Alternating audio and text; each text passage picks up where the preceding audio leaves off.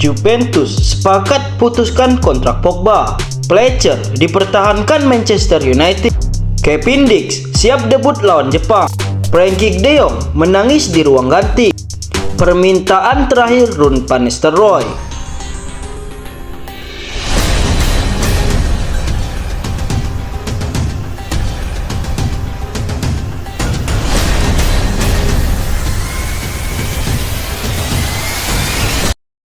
Legenda AC Milan, Andriy Shevchenko berbagi nasihat untuk Rafael Leão bagaimana cara bisa sukses di era 2000-an silam. Menurutnya, Leão harus menyadari tugasnya di Milan bukan hanya sekedar menyerang tim lawan, namun untuk jadi pemain besar harus berperan aktif di berbagai aspek saat pertandingan. Seorang juara bukan hanya seseorang yang melakukan hal-hal penting saat menyerang, namun seorang pemimpin adalah seseorang yang mampu membantu tim di saat-saat sulit. Gelandang Juventus Paul Pogba sedang dalam pembicaraan untuk pemutusan kontrak di klub Turin. Menurut Sky Sport, manajemen Bianconeri telah sepakat untuk berpisah. Seperti diketahui, Pogba baru saja berhasil memenangkan banding untuk memangkas hukuman kasus doping dari 4 tahun menjadi 18 bulan saja. Dengan situasi ini, Paul Pogba bisa kembali merumput per Maret tahun depan. Beberapa klub Eropa seperti Arsenal, PSG disebut-sebut menaruh ketertarikan terhadap Pogba. Gelandang potensial Dinamo Zagreb, Marcin Baturina telah menolak pendekatan formal yang dilakukan Real Madrid baru-baru ini. Demikian klaim dari Sky Sport. Media itu menyebut pihak Los Blancos sejatinya memproyeksikan Baturina sebagai suksesor potensial untuk gelandang veteran yang sebentar lagi pensiun, yaitu adalah Luka Modric. Madrid diketahui maju dengan proposal tawaran kontrak 5 musim, mencakup peminjaman 2 musim ke klub La Liga Spanyol lainnya. Mengetahui isi penawaran demikian, Baturina dan agennya benar-benar tak terkesan dan menolak mentah-mentah proposal raksasa Spanyol tersebut. Direktur teknik Darren Fletcher tampaknya akan dipertahankan di Manchester United seiring kedatangan Ruben Amorim. Fletcher merupakan salah satu dari sedikit yang selamat dari pemecatan setelah Amorim resmi menjabat sebagai arsitek di Old Trafford.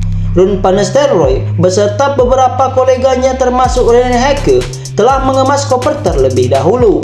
Tugas Fletcher menghubungkan tim utama dan akademi agar pemain muda bisa mempunyai kesempatan besar bermain di tim utama. Gelandang Inter Milan Hakan Çalhanoğlu mengakui pemburuan Scudetto sekarang bakal jauh lebih susah lantaran kembalinya Antonio Conte di dunia manajerial. Seperti diketahui, Napoli Polesan Conte menahan Nerazzurri 1-1, hasil yang belum bisa menggeser dari puncak klasemen.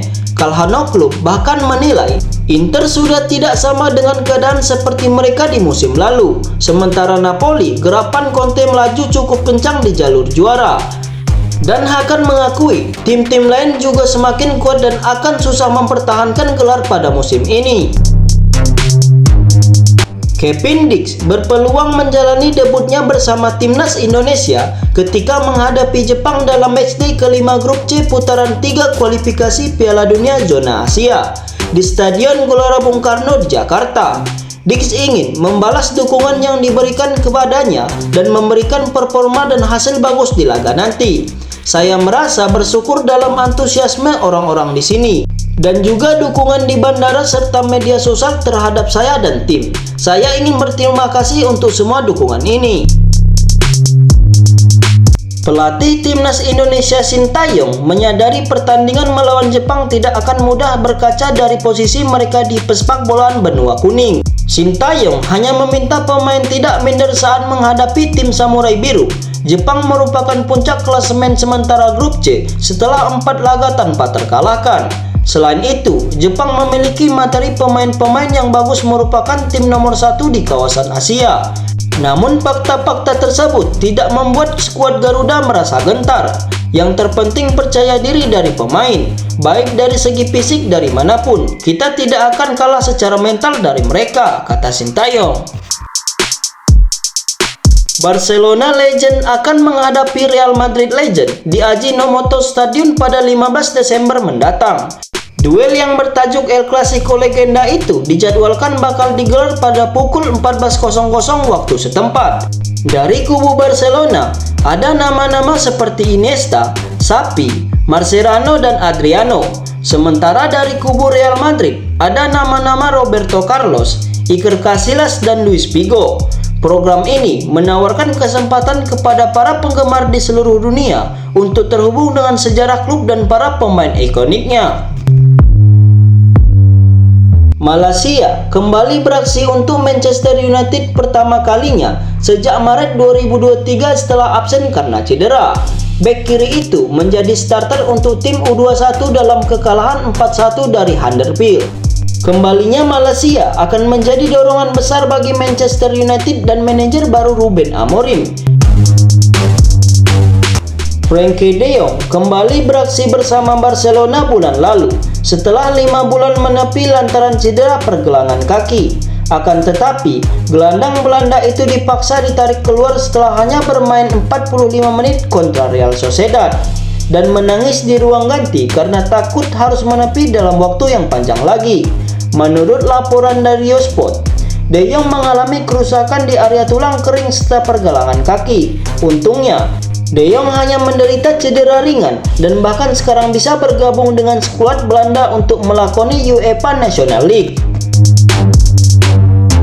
Baru 4 bulan ditunjuk sebagai asisten manajer Manchester United, Ruud van Nistelrooy tiba-tiba diangkat menjadi manajer interim setelah Erik ten Hag dipecat. Van Nistelrooy hanya menangani 4 laga saja tetapi berhasil meninggalkan kesan yang akan terus lekat di ruang ganti serta di benak para penggemar.